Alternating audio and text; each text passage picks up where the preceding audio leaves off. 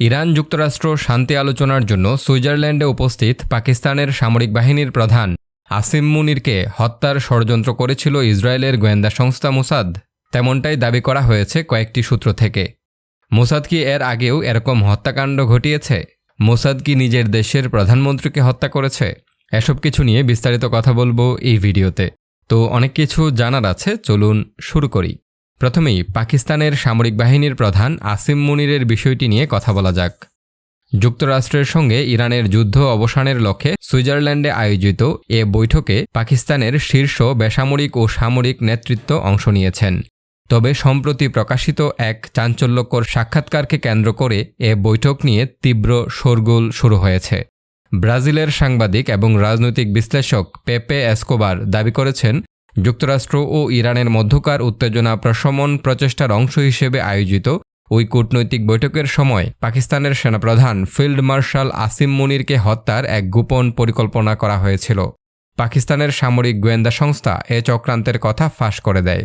পেপে এসকোবার সাক্ষাৎকারে বলেন, মূল ঘটনাটি হল পাকিস্তানের সামরিক গোয়েন্দারা একটি অতি বিশ্বাসযোগ্য তথ্য পায় যে নেতানিয়াহুর নির্দেশে মোসাদ আসিম মুনির এবং সম্ভবত সুইজারল্যান্ডগামী পুরো পাকিস্তানি প্রতিনিধি দলকে হত্যার প্রস্তুতি নিচ্ছিল। এরপর পাকিস্তানিরা তাদের নিয়মিত মধ্যস্থতাকারীর মাধ্যমে, আমার ধারণা ওমানের মাধ্যমে, সরাসরি ইসরায়েলিদের কাছে বার্তা পাঠায়। বার্তায় বলা হয়, আমাদের প্রতিনিধি দলের গায়ে হাত দিলে আমরা তোমাদের মানচিত্র থেকে মুছে ফেলব। আমি কেবল আমাদের সূত্রের দেওয়া তথ্যগুলোই উদ্ধৃত করছি।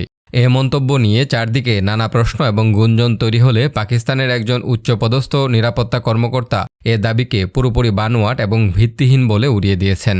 তিনি বলেন, প্রধানমন্ত্রী শাহবাজ শরীফ এবং ফিল্ড মার্শাল আসিম মুনিরের সুইজারল্যান্ড সফরে এ ধরনের কোনো হুমকির ঘটনাই ঘটেনি।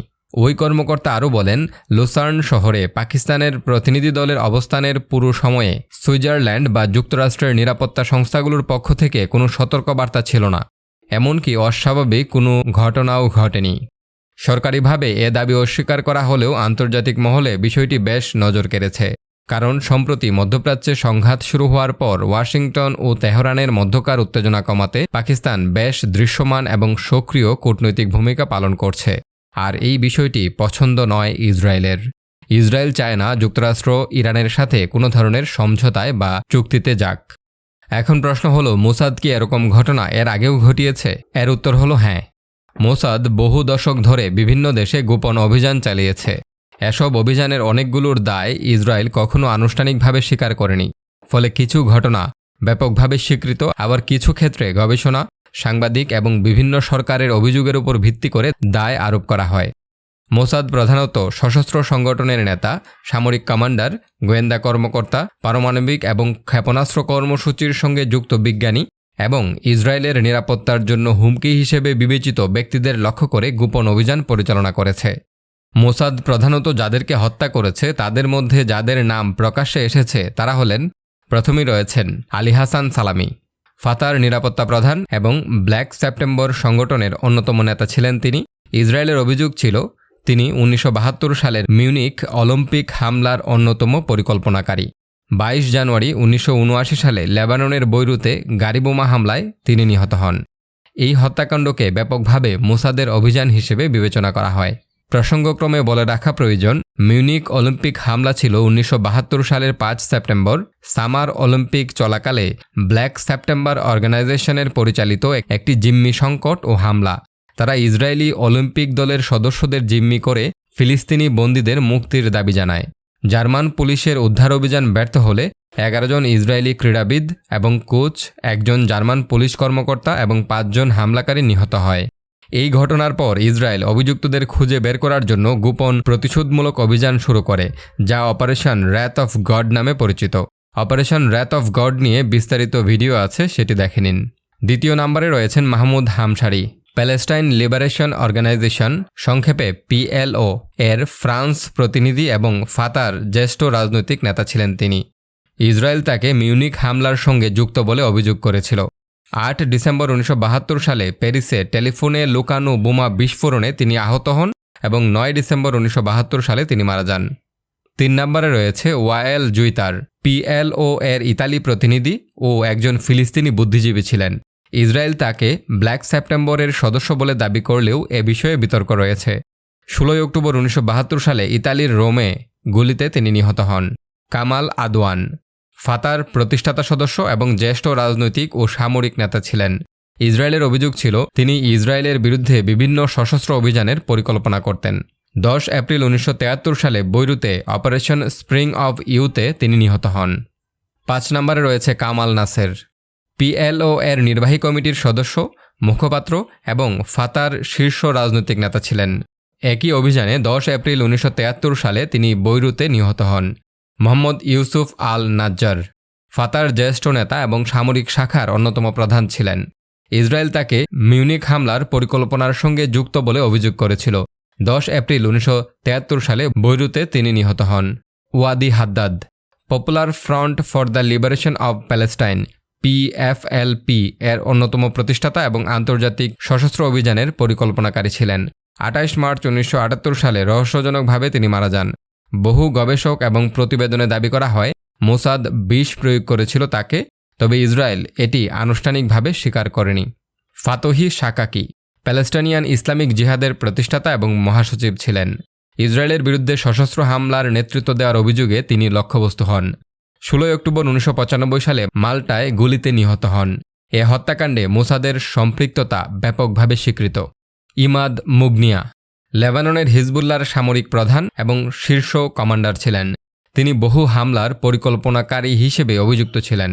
12 ফেব্রুয়ারি 2008 সালে সিরিয়ার দামেস্কে গাড়িবোমা বিস্ফোরণে নিহত হন। বহু প্রতিবেদনে এটি মোসাদ ও যুক্তরাষ্ট্রের যৌথ অভিযান বলে উল্লেখ করা হয়েছে। মোহসেন ফাখরিজাদে ইরানের জ্যেষ্ঠ পারমাণবিক বিজ্ঞানী এবং প্রতিরক্ষা মন্ত্রণালয়ের কর্মকর্তা ছিলেন। ইসরায়েল তাকে ইরানের পারমাণবিক কর্মসূচির গুরুত্বপূর্ণ ব্যক্তি হিসেবে বিবেচনা করত। 27 নভেম্বর 2020 সালে ইরানে সশস্ত্র হামলায় তিনি নিহত হন। আন্তর্জাতিক বিভিন্ন প্রতিবেদনে মোসাদের সম্পৃক্ততার কথা বলা হলেও ইসরায়েল আনুষ্ঠানিকভাবে দায় স্বীকার করেনি। ইসমাইল হানিয়া হামাসের রাজনৈতিক ব্যুরোর প্রধান এবং 2006-07 সালে ফিলিস্তিন কর্তৃপক্ষের প্রধানমন্ত্রী ছিলেন তিনি। 2023 সালের অক্টোবরে ইসরায়েলে হামলার পর তিনি ইসরায়েলের অন্যতম প্রধান লক্ষ্যবস্তুতে পরিণত হন। 31 জুলাই 2024 সালে ইরানের তেহরানে তিনি নিহত হন। আন্তর্জাতিক সংবাদ মাধ্যমে এ হত্যাকাণ্ডে মোসাদের সম্পৃক্ততা ব্যাপকভাবে দাবি করা হলেও ইসরায়েল প্রকাশ্যে দায় স্বীকার করেনি। এখন প্রশ্ন হলো, মোসাদ কি নিজের প্রধানমন্ত্রীকেও হত্যা করেছিল? প্রশ্নটি অনেক জটিল।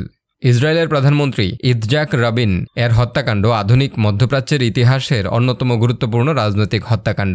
অনেক ইতিহাসবিদ মনে করেন এই ঘটনায় ইসরায়েল ফিলিস্তিন শান্তি প্রক্রিয়াকে বড় ধাক্কা দেয়। রাবিন 3 জুন 1974 থেকে 21 জুন 1977 সাল পর্যন্ত এবং এরপর 13 জুলাই 1992 থেকে 4 নভেম্বর 1995 সাল পর্যন্ত, অর্থাৎ হত্যাকাণ্ডের আগে পর্যন্ত তিনি ইসরায়েলের প্রধানমন্ত্রী ছিলেন। এখন প্রশ্ন হলো, কেন তাকে হত্যা করা হয়? রাবিন প্রথম জীবনে একজন কঠোর সামরিক নেতা ছিলেন, কিন্তু 1990-এর দশকে তিনি বিশ্বাস করতে শুরু করেন যে দীর্ঘমেয়াদে ইসরায়েলের নিরাপত্তা নিশ্চিত করতে হলে ফিলিস্তিনিদের সঙ্গে রাজনৈতিক সমঝোতা প্রয়োজন। সেই লক্ষ্যেই তিনি অসলো অ্যাকর্ডে স্বাক্ষর করেন এবং ইয়াসির আরাফাতের সঙ্গে আলোচনার পথ খুলে দেন। এজন্য তিনি শিমন পেরেজ এবং আরাফাতের সঙ্গে 1994 সালে নোবেল শান্তি পুরস্কার লাভ করেন। কিন্তু ইসরায়েলের ডানপন্থী এবং উগ্র জাতীয়তাবাদী গোষ্ঠীর একটি অংশ মনে করত রাবিন পশ্চিম তীরের জমি ছেড়ে দিয়ে দেশের নিরাপত্তাকে বিপন্ন করছেন। তারা তাকে বিশ্বাসঘাতক বলেও আখ্যা দিত। হত্যাকাণ্ড কিভাবে ঘটেছিল? 1995 সালের 4 নভেম্বর তেল আবিবে একটি বিশাল শান্তি সমাবেশে রাবিন বক্তৃতা দেন। সমাবেশ শেষে নিজের গাড়ির দিকে হাঁটার সময় ডানপন্থী উগ্রপন্থী ইসরায়েলি আইন শিক্ষার্থী ইগাল আমির খুব কাছ থেকে তাকে গুলি করেন। রাবিনকে দ্রুত হাসপাতালে নেওয়া হলেও অতিরিক্ত রক্তক্ষরণ ও ফুসফুসে গুরুতর আঘাতের কারণে সেই দিন রাতেই তিনি মারা যান। হামলাকারীকে ঘটনাস্থলেই গ্রেফতার করা হয়। হত্যাকারীর উদ্দেশ্য: ইগাল আমির আদালতে স্বীকার করেন যে তিনি ইচ্ছাকৃতভাবে রাবিনকে হত্যা করেছেন, কারণ তিনি অসলো শান্তি চুক্তির বিরোধী ছিলেন এবং মনে করতেন রাবিন ইসরায়েলের ক্ষতি করছেন। তাকে পরে দোষী সাব্যস্ত করে যাবজ্জীবন কারাদণ্ড দেওয়া হয়। এই হত্যাকাণ্ডের রাজনৈতিক প্রভাব: রাবিনের মৃত্যুর পর পররাষ্ট্রমন্ত্রী শিমন পেরেজ ভারপ্রাপ্ত প্রধানমন্ত্রী হন, কিন্তু পরবর্তী সময়ে হামলা এবং রাজনৈতিক অস্থিরতার মধ্যে শান্তি প্রক্রিয়া দুর্বল হয়ে পড়ে।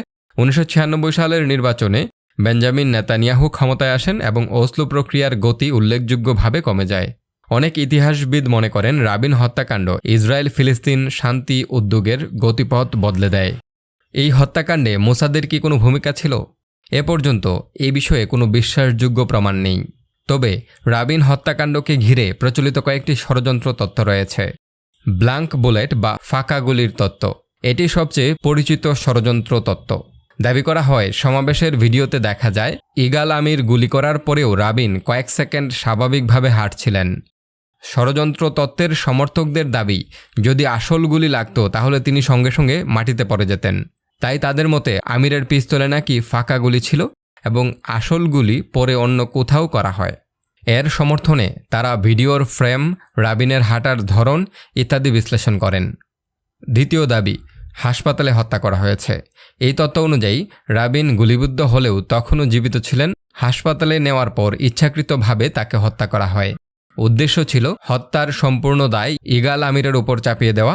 এই তত্ত্বের সমর্থকেরা হাসপাতালের নথি, অপারেশনের সময় এবং চিকিৎসকদের বক্তব্যে অসঙ্গতি আছে বলে দাবি করেন। 3 নম্বরে রয়েছে শিন বেতে এর ভেতরের ষড়যন্ত্র। এটি সবচেয়ে আলোচিত তথ্যগুলোর একটি। শিন বেতে ইসরায়েলের অভ্যন্তরীণ নিরাপত্তা সংস্থা। দাবি করা হয় ইসরায়েলের অভ্যন্তরীণ নিরাপত্তা সংস্থা শিন বেতে এর কিছু কর্মকর্তা আগে থেকেই জানতেন হামলার কথা। তারা ইচ্ছাকৃতভাবে নিরাপত্তা দুর্বল করে রেখেছিলেন। কিছু চরমপন্থী গোষ্ঠীতে শিন বেতে এর তথ্যদাতা ছিল, যারা ইগাল আমিরের সঙ্গে যোগাযোগ রাখত। এই তথ্যে বলা হয় নিরাপত্তার এত বড় ব্যর্থতা দুর্ঘটনা ছিল না, এটি পরিকল্পিত। সর্বশেষ রয়েছে রাজনৈতিক ষড়যন্ত্র।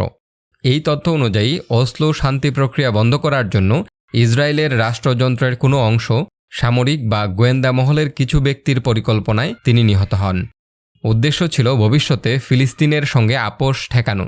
এটি সবচেয়ে বিস্তৃত এবং রাজনৈতিকভাবে সংবেদনশীল তত্ত্ব। মোসাদ জড়িত কিনা তা নিয়ে তথ্য প্রমাণ পাওয়া যায় না। রাবিন হত্যাকাণ্ড কিভাবে মধ্যপ্রাচ্যের রাজনীতিকে বদলে দিয়েছে তা অন্য একটি ভিডিওতে আলোচনা করব। আর ইসরায়েল ফিলিস্তিন সমস্যা, ইরান ইসরায়েল সমস্যা এবং বিশ্বের রাজনৈতিক অবস্থা নিয়ে বিস্তারিত ভিডিও আমার ইউটিউব চ্যানেল এবং ফেসবুক পেজে আছে, সেগুলো দেখে নিন। দ্য ম্যাপ নামে আরেকটি চ্যানেল রয়েছে, সেটিতে প্রতিটি দেশের বিস্তারিত তথ্য আলোচনা করা হয়, সেটি ঘুরে আসুন। লিংক কমেন্ট বক্সে পেয়ে যাবেন। ধন্যবাদ।